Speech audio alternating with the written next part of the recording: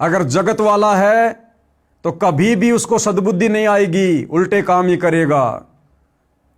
और यदि सतगुरु रामपाल जी से उपदेश लेने के बाद कोई सोना चांदी पहनता है, अपने घर में रखता है, तो समझो अभी उसके घर में परमात्मा का वास नहीं है। भगत होने के बावजूद उसके घर में अभी काल का वास है, काल का वास। तो जहां सोना होता है या जो भाई बहन सोना पहनते हैं, वहां पर काल का वास है। और सतगुरु रामपाल जी ने अपने भक्तों को सख्त हिदायत दी हुई है कि सोना पहनना तो दूर, सोने को तो घर में भी नहीं रखना चाहिए। एक छोटा सा सत्संग आपको सतगुरु रामपाल जी के मुख कमल से सुना देते हैं, सुनिएगा। भक्ति बिना क्या होते हैं ये भरम रहा संसारे, रति कंचन पाया नहीं रावण चलती बार। सर्व सोने की लंका थी, किसा को बद्दी था करके भक्ति सिद्धि प्राप्त रिद्धि प्राप्त करके, और सोने की लंका जैसे हम गारा की ईंट पका के और मकान बनाते हैं, वो सोने की ईंट बना के, छोटी छोटी ईंटें होती थी पहले, और उनसे सोने ही की वो गारा बना के और महल बनवा रखे थे उसने। इतना धनी था। और आप दौरे मुश्किल से 50-20 ग्राम 20 तोले सोना होगा थर दौरे, घोड़ा बुढ़ा सेठ होगा जिस पर 20-30-40 तोले सोना हो गया। कहते वो रति नहीं लेके गए, ग्राम भी नहीं ले जा सका, तुम कहां ले जा सकोगे और के कला तोड़ दोगे 40 तोले सोने में। ये तो खाम खागा सर दर्द है। सोना तो घर में बना रखना चाहिए आपने, और ना इसको पहनना चाहिए। क्या फायदा कान में डाल लिया, कान नाक में डाल लिया, 36 पंगे कड़े बना लिए। परमात्मा ने इतना सुंदर शरीर दे रखा है, इस पर आडंबर करने की कतई जरूरत नहीं। इसे भगवान रुष्ट होता है। भगवान की भक्ति करें, चाहे किसा भी शरीर है, काला है, गोरा है, जैसा भी मालिक ने दिया है, इसमें हम परमात्मा पा सकते हैं।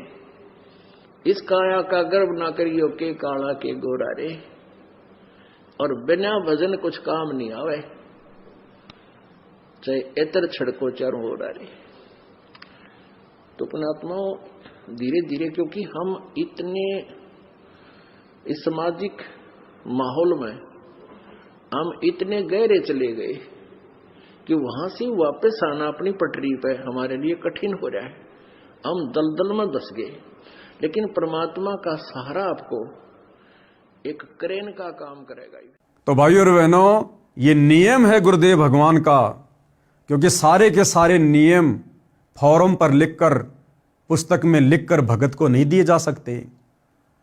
नाम दीक्षा के समय हमें जो नियम बताए जाते हैं, जो मर्यादा बताई जाती है, वो केवल शुरुआती हैं। अगर सारे नियम बता दिए जाएं, हम भक्ति भी ना करें। इसलिए हमारी छोटी बुद्धि को देखते हुए सतगुरु ने केवल भक्ति को शुरू करवाने के लिए छोटे मोटे नियम ही हमें दिए फॉर्म पर लिखकर। फिर सतगुरु ने बताया कि बच्चों, जब तुम सत्संग सुनोगे, सत्संग के माध्यम से फिर तुम्हें नियम और मर्यादाओं का पता चलेगा, और जब तुम तमाम प्रकार की नियम और मर्यादाओं को निभाओगे, तब तुम्हारी भक्ति सही प्रकार से सफल होगी। तो सतगुरु रामपाल जी के भक्तों ने यदि सफल करनी है भक्ति और प्राप्त करना है मोक्ष, तो भाई सोना चांदी पहनना तो दूर, सोना चांदी भगत के घर में भी नहीं रहना चाहिए।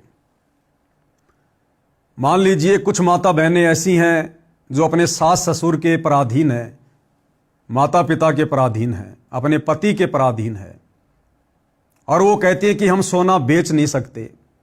कोई बात नहीं, अगर आपके घर के मुखिया, आपके सास ससुर, आपके पति अगर सोना बेचने नहीं देते हैं, तो कम से कम आपने तो सोना पहनना छोड़ना ही पड़ेगा।